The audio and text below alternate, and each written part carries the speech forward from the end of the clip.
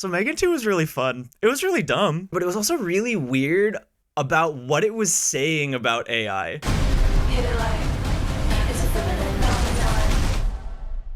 The first M3GAN movie, I saw it with some friends in a small theater that is now shut down, and it was just one of the best movie-going experiences in recent memory. Everyone, like, the room was electric. You should probably run. Everyone was so locked into this dumb horror movie. I was kind of afraid that M3GAN 2 would kind of fail by intentionally being camp instead of being accidentally camp like the first movie was. So M3GAN 2 decided to go an entirely different direction and do an action comedy, which I think was honestly a pretty smart move. They basically went for a blockbuster formula instead of a horror movie formula. One thing that this movie needed to be is just really, really dumb, and it did that really beautifully.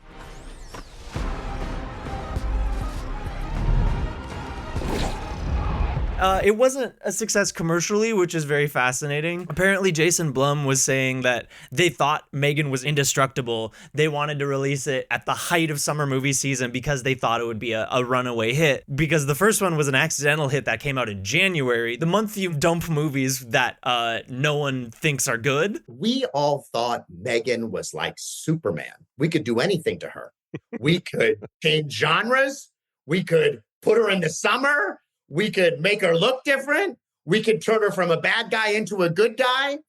And we kind of classically overthought how powerful people's engagement was really with her. I don't know if the marketing was very good for M3GAN 2. The posters for M3GAN 2, I kept driving past one on my way to work that said, "I'm still that bee," and I was like, what are we doing here? So yeah, the marketing going into this movie, I wasn't sure it was going to be very good, but thankfully it was really, really stupid, which really was good for the movie. You got all kinds of cool stuff.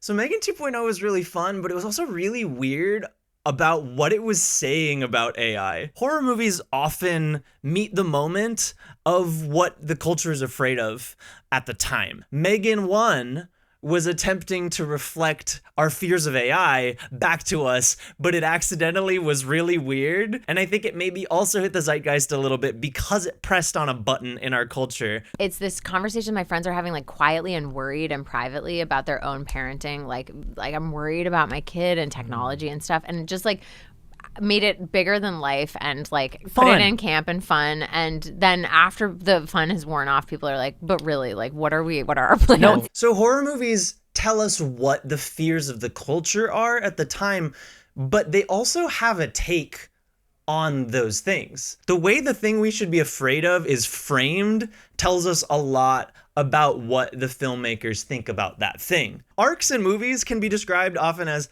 A to not A, something to its antithesis. So in this movie, they start at, no, AI is bad, we should never touch it. Where are we going from there, I wonder? So M3GAN 2 starts with a scene where there's a political assassination happening in Iran. And M3GAN 2 came out 5 days after the United States bombed Iran.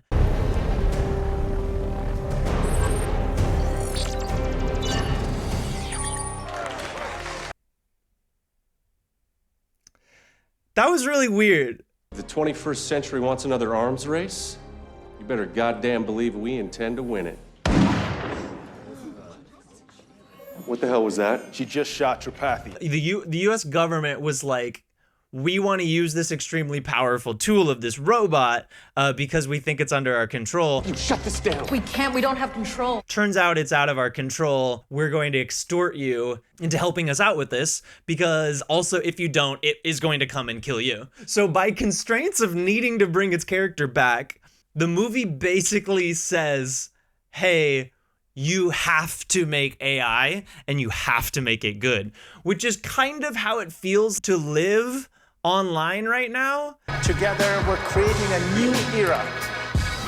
it all of a sudden was like, if you're in tech and you're not working on an AI product, if you're not working on integrating AI into your software, then you're behind. Then the investors are going to get scared because you're not on the cutting edge. We saw this with Apple, with the Apple Intelligence rollout. They were like, hey, I think I think this product will be ready by the fall. They shot an entire video with Bella Ramsey demonstrating a Siri feature that had not been created yet.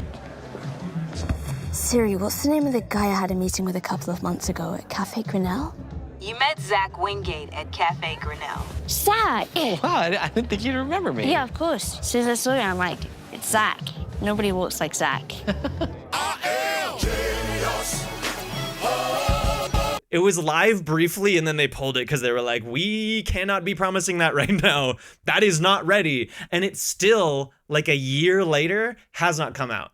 The updated Siri that they were basically selling the new line of iPhones on does not exist yet. The features that do exist, writing assistant stuff that happens on device, haven't really used it. Probably fine. And image generation, which became disgusting immediately. So yeah, that like plot deviation of like, you have to make AI because why? Because we have to do it, like kind of feels weirdly reflective of the moment that we live in right now. And if you think there's any world where I would build another one, you are out of your mind. Every single person that's had a hand in Amelia's creation is now dead. The next moment in the movie that made me go, was when they installed a chip in M3GAN to make her not be able to kill people. This is a hardwired behavior inhibitor. You want me to go against the most advanced robot the world's ever seen and you want to limit my functionality? In a lot of cop movies, there's this trope that's like,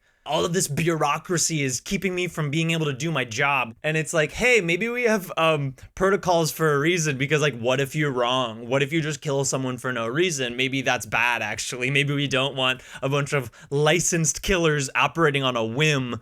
I think that would be good if we didn't have that. I think we could do less. We could do with less of that. It's a big part of the push from police departments to be under less surveillance. They're just like, well, if you keep looking at what we're doing, we can't do our job. And it's like, hey, then what were you doing? So that's actually a plot point in M3GAN 2, kind of. Because Gemma doesn't trust M3GAN from, I don't know, doing all of the murders she did in the first movie, she installs a chip that stops M3GAN from actually killing anyone. Only as it applies to murdering people, which shouldn't be a problem because I'm sure you had no intention of doing that, right?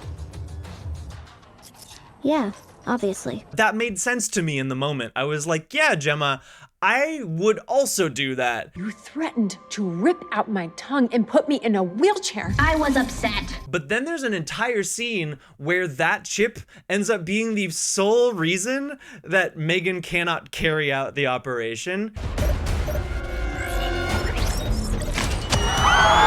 Because she's trying to aim and like, she's not allowed to make the shot unless she's 100% sure she's going to get it without harming someone else. And like, the robot is smartly using a human shield. But like, the whole thing, I'm just like, guys, this is like 1 degree removed from the trope of cops not being able to execute justice because of the oversight. And that if you hadn't stuck this chip in my head, none of this would have happened. I don't know. It's very loaded. It's very loaded about the justified place of violence in our society. And I don't think the movie was prepared to deal with that. So the other side effect of M3GAN 2.0 giving M3GAN this like anti-hero arc. In the first movie, M3GAN was explicitly the horror trope of exploring our culture's fear of AI. It's made clear to us throughout the first movie that, yeah, maybe trusting an AI to like protect your child, letting a kid run rampant on YouTube without parental controls is maybe a bad idea.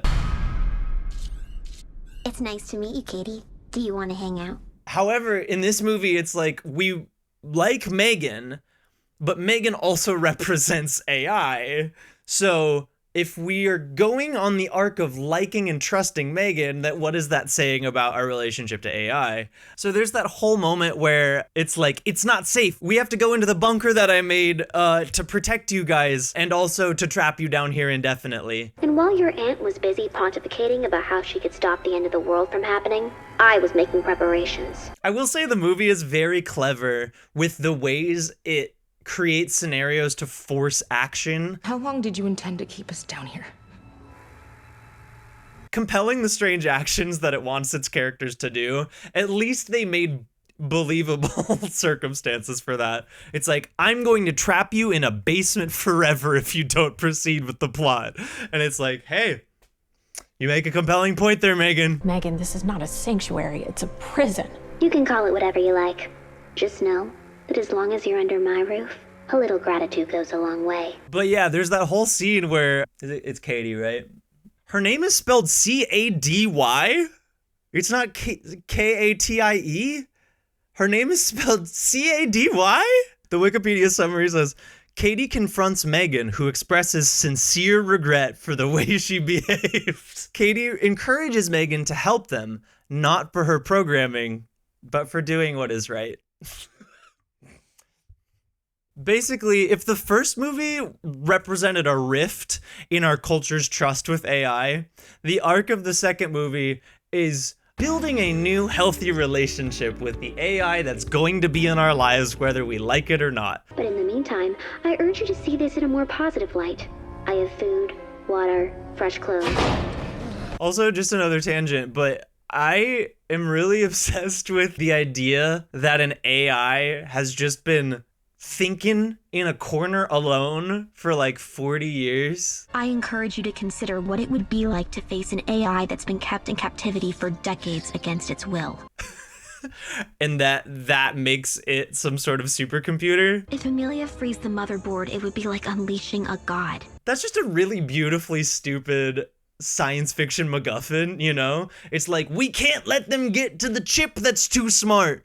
And like at the end of the movie, they literally do like an end of Indiana Jones 4. I can see. I see everything. I see the future. I love it when movies are just like, what if all of the information about the entire universe was so powerful that it overloaded our brains?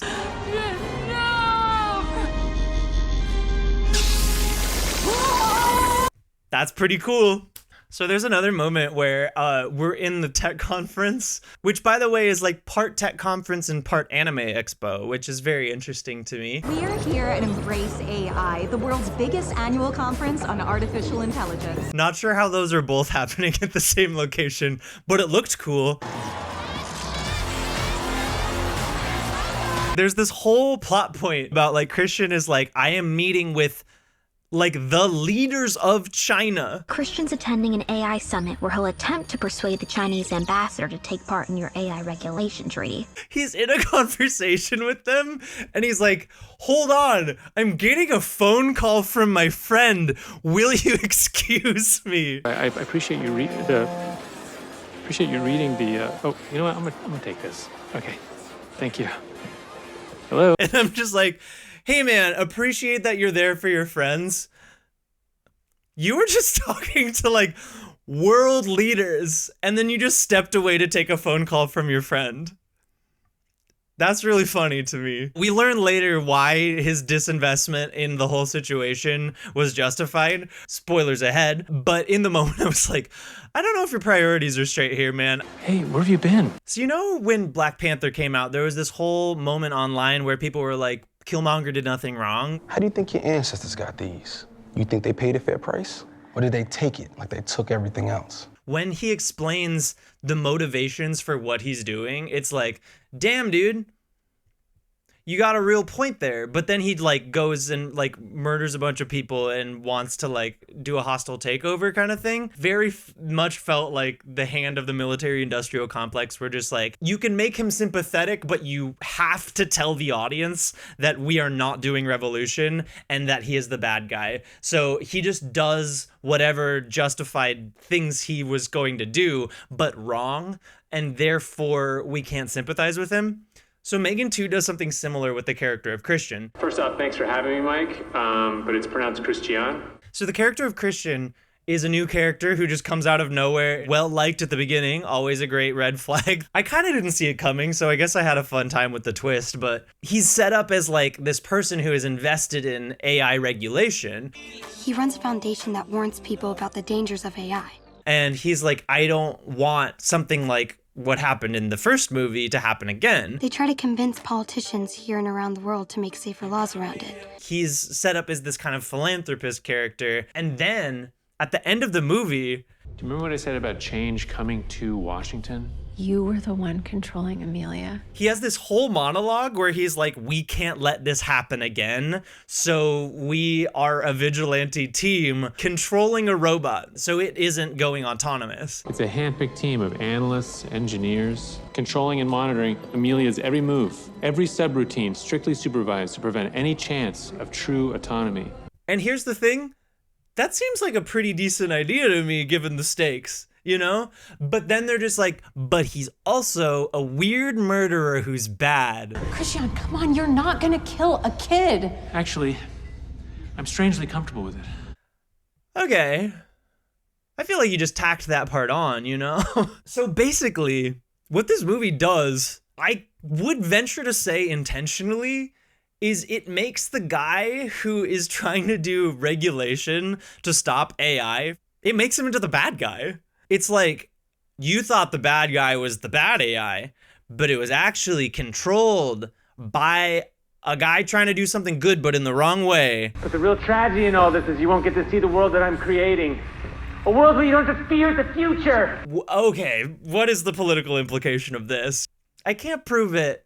It is giving meddling and interference, because what are we doing making the guy who's trying to regulate AI look like the bad guy? Basically, the movie ends with like, and we blew up the center where they were doing the bad thing, which kind of looks like a good thing, but I don't know, I guess it was bad. They said it was bad. And yet you never saw this. The only thing that can stop a bad robot with a gun is a good robot with a gun, is literally the fucking message of this movie. That's wild, dude. It's like, we gotta do more AI to stop the bad AI from being bad. At the end of the movie, Gemma testifies in front of US Congress. And basically the movie is like, we have to work with AI instead of trying to stop it from doing what it's already gonna do. We need to teach it, to train it, to give it our time. And that left a really weird taste in my mouth. By this point, I was like, I'm about to leave the movie. I'm whatever, wrap it up, let's get it going. The thing this movie never posits is that we can just not, you know? Like, it doesn't work for the plot of M3GAN. So I understand why that's not an option that's explored, because how do we get the cunty robot dancing? This is the very definition of control. And I don't know, I feel in multiple types of ways about this, because this movie is not reckoning with like any of the labor or environmental parts of AI. It's just like, it's here, the robot people are here, and they're thinking and they're feeling, and we can't control them, but we can work with them. And that's just a really weird note to leave off on.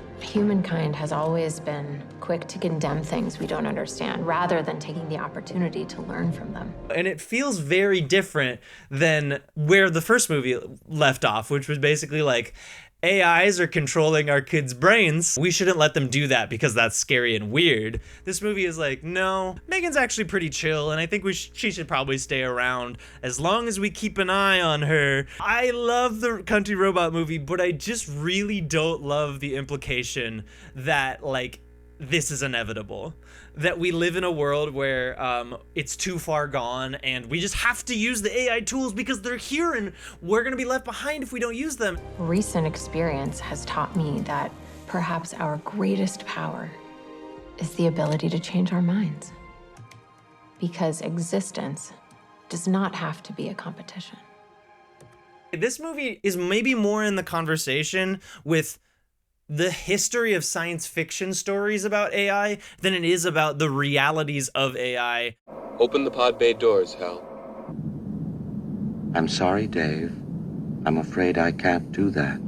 It's still playing into the belief that like we are working towards computers becoming people instead of like large language models that can learn as they go. If you leave this conversation with nothing else, realize that AI is a marketing tool. Like machine learning and image generation are maybe more accurate terms to describe what AI is actually doing. The people who stand to benefit financially from AI want us to believe that it has a brain. Megan, stop! Please make it stop! So Amelia, the anti-M3GAN basically, the military killing machine who's gone rogue, we think at the beginning of the movie that the problem is it's sentient and it's gone rogue and it's doing what it wants. But then it's revealed later that that threat was not real. The real threat was human beings puppeting this robot, pretending that it was sentient. That's also kind of interesting if you read it in the opposite way, because it's like maybe that was the problem all along, was not that there was sentient robots trying to kill us, but that we were pretending that this thing was a sentient robot in the first place. She was being controlled by people who were trying to use her politically, which is really what the conversation around AI is right now. We're using these props of like HAL from 2001: A Space Odyssey as proxies in the conversation about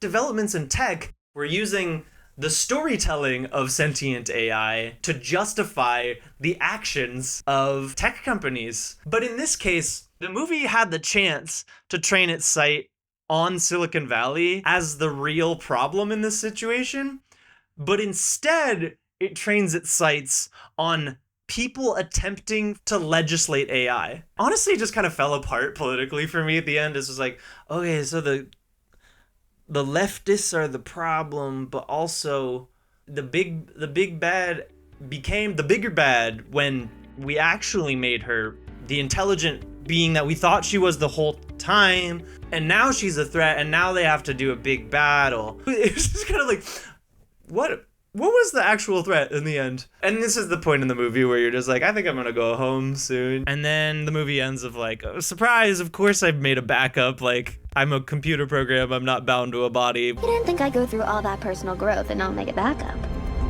Oh, you rascal, you're still here. Well, could do another one. So yeah, it just like, the movie really did not stick the landing on saying anything, but also like, I didn't really go into M3GAN 2 expecting it to really say anything of particular import. I think this movie kind of willingly lays on the tracks for AI in a kind of a weird way. It's like, hey, why are we just like so down? Like, we don't have to be this down. No one made you be this down. Unless, of course, there was a financial incentive for that to be the case. On one hand, I think this movie is a little bit like forced and unnecessary with its support of AI, but it also weirdly feels like it maybe reflects where we actually are in the culture, in this kind of like, well, it's kind of here. What are we gonna do about that now? And I'm just kind of salty because I've seen other creatives wholeheartedly embracing AI. I'm just like, hey guys, we don't have to do this. Like, we can hire a VFX artist. We can hire a graphics artist. We can do all of these things better if we just get someone to do this labor. I do think so much of AI, like, as a problem comes down to like, hey, we can do this in a cooler way if we pay someone to do this in a cool way. I know it feels like we're cutting out the middleman here, but I don't think it's actually necessarily better for the final product. The creative thumbprint of AI is very apparent now, and like, it's starting to feel really gross. It's not charming. And this scene with my little brother in the mask was supposed to be an alien, but all we had was an old Halloween costume.